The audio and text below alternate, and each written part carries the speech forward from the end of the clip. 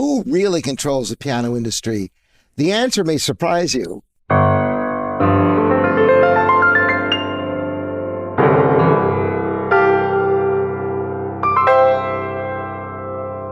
Walk into almost any piano store in America, and you might think you have an overwhelming number of choices. Hundreds of brands, dozens of models, a world of options. But you don't have as much choice as you may think. 3 brands control roughly 80% of every specialized piano showroom in the United States. And it goes deeper than that, much deeper. Because even when you think you're stepping outside those 3 names, buying something European, something boutique, something truly independent, you may still be buying directly into the same web. And underneath all of it, over 75% of every acoustic piano built anywhere on Earth right now comes from a single country. Stay with me, because by the end of this video, you're going to look at the piano industry in a completely different way, and you are going to be a smarter buyer because of it. Now, let's start with what most people see on the surface. Globally, somewhere between 50 and 70 major piano factories are operating right now. And because of what's called stencil manufacturing, where the same factory produces pianos sold under many different brand names, there are actually several hundred active piano brands in the world. 400,000 acoustic pianos are produced every year. That sounds like real competition, doesn't it? But here's the number that reframes everything. Of those 400,000 pianos, over 300,000 of them, more than 75%, are manufactured in China, not assembled from Chinese parts, manufactured in China, and the majority of those are sold under brand names you may never have heard of. Instruments that appear in store floors and websites as though they represent independent manufacturers with their own distinct heritage and tradition. Many of them come from the same factories, sometimes the same production line. This is the stencil piano market, and it is enormous, and it's almost entirely invisible to the average buyer. Now, China's dominance in piano manufacturing is not simply a story about cheap labor and cut corners. It is also a story about one company that did something remarkable. Pearl River Piano Group, headquartered in Guangzhou, is the largest piano manufacturer on Earth. I remember the first time I saw Pearl River pianos at the NAMM trade show in Anaheim, California in the late 90s. They had some uprights, and I played a few notes, and several keys stuck. So I walked around the piano, and I kid you not, the back post still had the tree bark on them. Man, Pearl River has come a long way. Today, they produce more acoustic pianos every single year than all European and American piano makers combined. Steinway, Mason & Hamlin, Brusendorfer, Bechstein, Fazioli, Blutner, Petrov, add them all together. Pearl River makes more over the past 2 decades. They invested heavily in German engineering partnerships, in Renner components, in Roslo strings, quality control systems designed to close the gap with European manufacturers. Pearl River is not a joke.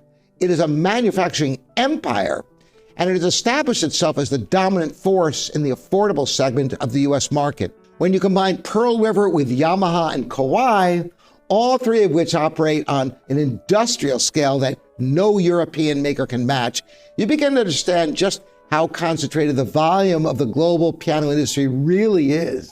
Now, let's narrow the focus to the United States, to the stores where Americans actually walk in and buy a new acoustic piano. There are roughly 800 to 1,000 specialized piano retailers left in America right now. That number has already dropped by 20% since 2020. Physical piano stores are a shrinking world, and of those stores that remain, between 65 and 80% of them carry at least one of 3 brands: Yamaha, Kawai, and Steinway & Sons. These are where the industry calls anchor brands. Yamaha alone has approximately 330 authorized U.S. dealers. Nearly every major city in the country has one. Kawai has approximately 270 authorized U.S. dealers, the primary alternative to Yamaha in most markets. Steinway has approximately 60 authorized U.S. dealers, but they're exclusive boutique showrooms, often covering large territories. That's roughly 660 distinct showrooms across the country, built around just 3 names. And here's the number that really crystallizes this. If you walk into any piano store selling new acoustic pianos in America, there's an 80% chance you will see a Yamaha, a Kawai, or a Steinway on that showroom floor. 80%. Add Pearl River, now firmly established across the affordable tier, and 4 manufacturers collectively amount for the vast majority of new acoustic pianos sold in this country. 4 companies, 1 industry. But here's where it gets genuinely fascinating. And this is the part that even many serious pianists don't really appreciate. Let's say you decide you want something at that very top of the market, something European, something with history and heritage that goes back centuries. You're looking at a Brusendorfer, the legendary Viennese manufacturer founded in 1828, one of the oldest and most revered names in all of piano making. Beloved by Liszt, celebrated across Europe for nearly 2 centuries. Well, Brusendorfer, owned by Yamaha, has been since 2007. Now, the pianos are still made in Vienna with their own distinctive character and their own unique scale design. But the parent company is Yamaha, and Steinway, they have their own sub-brands, Boston and Essex, designed by Steinway's engineers, but manufactured in Japan by Kawai, and Pearl River in China at lower price points to reach buyers who can't spend over $100,000 on a new Steinway grand piano. Steinway extended their brand down market. Pearl River took the opposite approach. They reached up in 2016. Pearl River Piano Group, the same Guangzhou manufacturer whose pianos had tree bark still on the back post not so many years ago, acquired a 90% controlling interest in Schimmel, one of the most storied names in German piano making. A company that has been building pianos in Braunschweig since 1885, and today operates what is the largest piano manufacturing facility in all of Germany. The Schimmel family still manage their day-to-day operations, and the German-made instruments are still genuinely German, but in the same Braunschweig factory with Renner Actions, Sonz soundboards, Bavarian mountain spruce. That craftsmanship is real, but the controlling interest belongs to Pearl River. Now, here's what makes this practically essential for any buyer standing, in line for a Schimmel going to the showroom. Schimmel today produces 4 distinct product lines built in 3 different countries. Now, stay with me. The Concert series, the K models, are made in Braunschweig, Germany. Their Classic series, the C models, also German, from the same factory. These are the genuine German instruments. The Wilhelm Schimmel line, the W models, is manufactured in Kalisz, Poland, and the Fridolin Schimmel, the F model, is built in Guangzhou, China. You guessed it, in the Pearl River factory. 4 product lines, 3 countries, 1 brand name on the fallboard. The letter in the model number tells you exactly where your piano was built. K or C, Braunschweig, Germany, W, Poland, F are the Chinese pianos. That single letter carries an enormous amount of information about the materials, the labor, the manufacturing standards, and ultimately the price you should expect to pay. But it only helps if you know what you're looking at. So when you believe you're buying outside the big 3, you may actually be directly into them. The brand on the fallboard and the corporate parent behind it are often 2 very different things. And now we arrive at what I think is the single most remarkable piece of this entire story. Let's say you want to go truly independent, a Fazioli from Italy, one of the finest new pianos being made anywhere in the world today, a C. Bechstein from Germany, a Steingruber from Beirut, an instrument you are certain your money is going somewhere entirely outside the mainstream. Even then, you may be surprised. Renner, based in Stuttgart, Germany, have been making piano action components since 1882, and they are the gold standard, the benchmark for hammer and action quality in the high-end piano world. Fazioli uses Renner hammers and Wippens. Brusendorfer uses Renner actions built to their specification in the Vienna consort geometry. Even C. Bechstein, which builds much of its action in-house, collaborates with Renner on custom voiced hammers.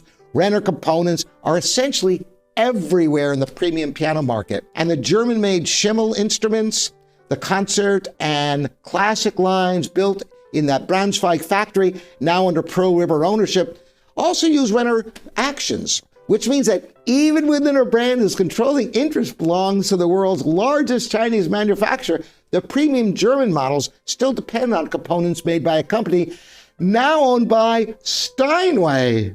The web connects everything. Now, who owns Renner? Steinway & Sons acquired Renner in 2019. Think about that for a moment.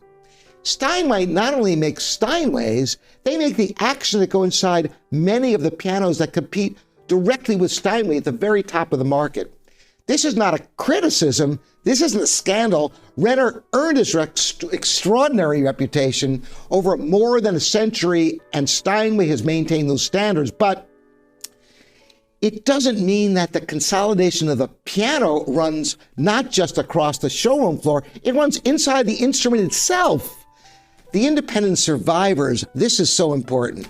So at this point, you might be reasonable by asking, is anything truly independent anymore? The answer is yes, but barely. Fazioli, founded by Paolo Fazioli in 1981, remains a privately held Italian company. They make approximately 140 to 155 pianos a year.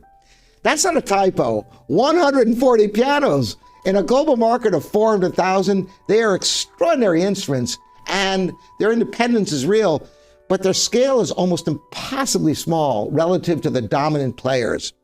Mason & Hamlin, one of America's great historic brands, still manufactures some of its pianos in Haversville, Massachusetts, as well as some instruments built in China.